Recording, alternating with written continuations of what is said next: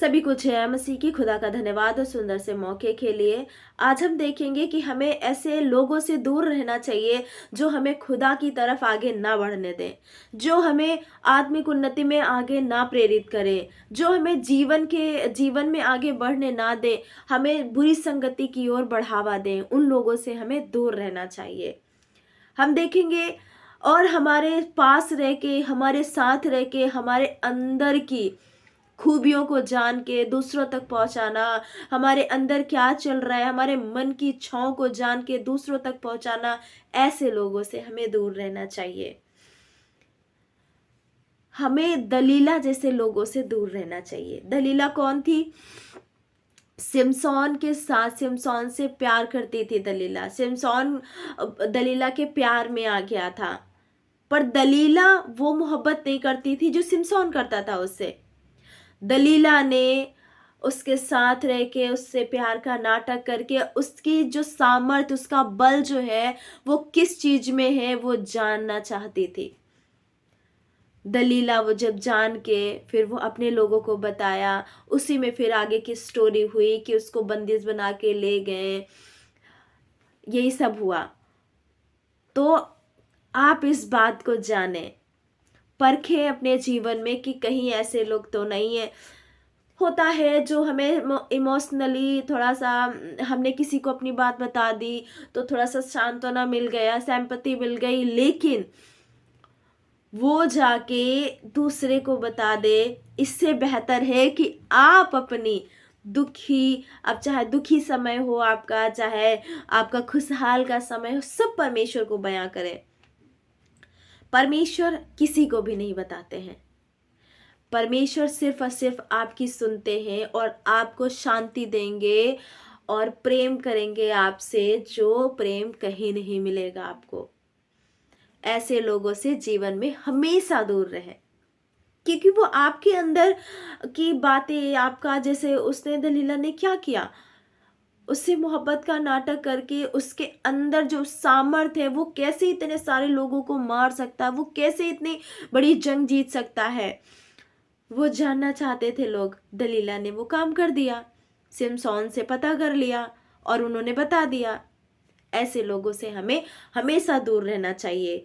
और ऐसे लोग, नंबर 2, हमें संदेह पैदा करने वाले लोग, जो हमारे जीवन में संदेह पैदा करते हैं।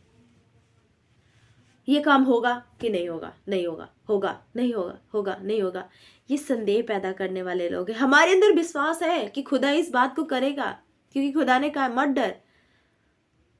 यहोवा ने कहा सब कुछ मुझ पे छोड़ दे, अपनी चिंताओं को मुझ पे छोड़ दे। हम प्रार्थना करते हैं और बहुत आनंदित हो जाते हैं प्रार्थना करके, खुदा की स्तुति करके, खुदा की शितायत करके हम बहुत आनंदित हो जाते हैं। फिर ऐसे लोग हमारे जीवन में आ जाते हैं, हम उनको अपनी बातें शेयर करते हैं, फिर वहीं से संदेह पैदा होना चालू हो जाता है। हमने तो भरोसा किया खुदा पे, अगर हमारा भरोसा पूरा स्ट्रांग है, किसी के भी कहने पे नहीं टलेगा, ठीक है। अगर नहीं है, हम नए विश्वासी हैं, तो ऐसे संदेह पैदा करने वाले लोगों से दूर रहें, क्योंकि खुदा से कोई ऐसा काम नहीं है जो खुदा ना कर सके, क्योंकि उसने हमें बनाया है। जब उसने हमें बनाया है, सारी पृथ्वी को रचा है, सारे समुद्री जीव जंतु को रचा है, सारी जगत को उसने बनाया, तो उससे क्या संभव है। लेकिन संदेह पैदा करने वाले लोग वो ऐसी बातें आपके मन के अंदर डालेंगे कि आपको संदेह हो जाएगा खुदा पे। आप उस बात को, जो जो आप पे पूरा अडिग विश्वास था कि नहीं हमारा काम ये खुदा जरूर करेगा, उसमें संदेह डाल देता है, होगा नहीं होगा, होगा नहीं होगा। तो ऐसे लोगों से हमारे प्रिय भाई बहनों दूर रहें, क्योंकि परमेश्वर के ऊपर संदेह नहीं करना, विश्वास बिना उसे प्रसन्न करना अनहोना है। विश्वास करने वाले को ये स्मरण रहना चाहिए निरंतर कि वो है, वो जीवित खुदा है और हमारी सुनता है। ऐसे लोगों से हमेशा हमें दूर रहना चाहिए, दलीला जैसे लोग और संदेह पैदा करने वाले लोगों से। और जो ऐसे लोग हैं जो पियक्कड़ हैं, जो बुरी संगति है जिनकी। हम एक वचन निकालेंगे, पहला कुरिन्थियों 5:11। पहला कुरिन्थियों 5 अध्याय का 11 वचन। हाँ, 5 अध्याय का 11 वचन कुछ ऐसे है, पर मेरा कहना यह है कि यदि कोई भाई कहलाकर व्यभिचारी या लोभी या मूर्ति पूजक या गाली देने वाला या पियक्कड़ या अंधेर करने वाला हो तो उसकी संगति मत करना, वरन ऐसे मनुष्य के साथ खाना भी ना खाना। हालेलुया। खुदा का वचन साफ साफ इस बात को कह रहा है कि ऐसे लोगों के साथ संगति मत रखना जो क्या करते हैं। पर मेरा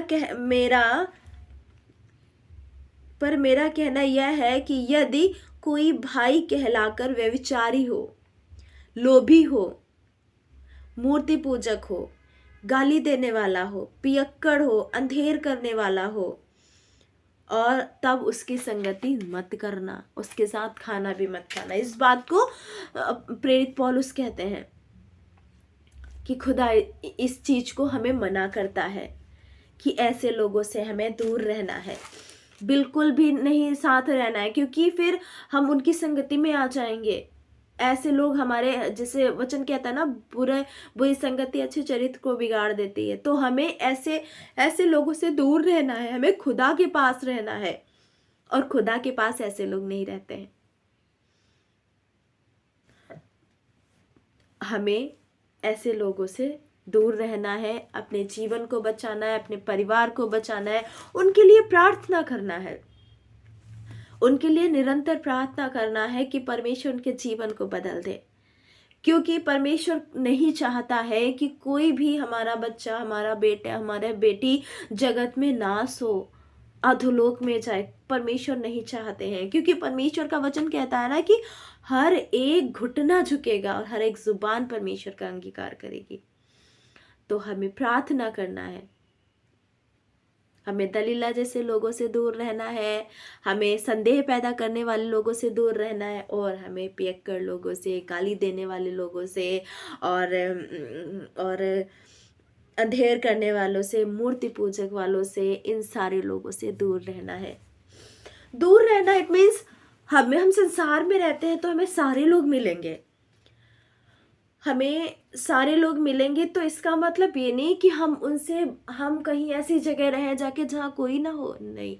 हम संसार में तो हैं पर संसार के नहीं हैं, संसार के होके हमें नहीं रहना है, संसार में रहना है, जरूर रहना है। संसार परमेश्वर ने दिया है, परमेश्वर ने बनाया है इस दुनिया को, हम इसमें रह रहे हैं,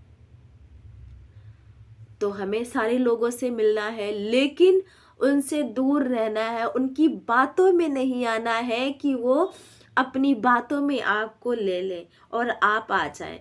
अपने विश्वास को मजबूत रखना है, कभी भी उनकी बातों में नहीं आना है, कभी भी संदेह पैदा करने वाले लोगों के मन में बातों में नहीं आना है, दलीला जैसे लोगों की बातों में नहीं आना है, और ऐसे लोगों की बातों में नहीं आना है, क्योंकि हम सभी के जीवन में ऐसे लोग होते हैं।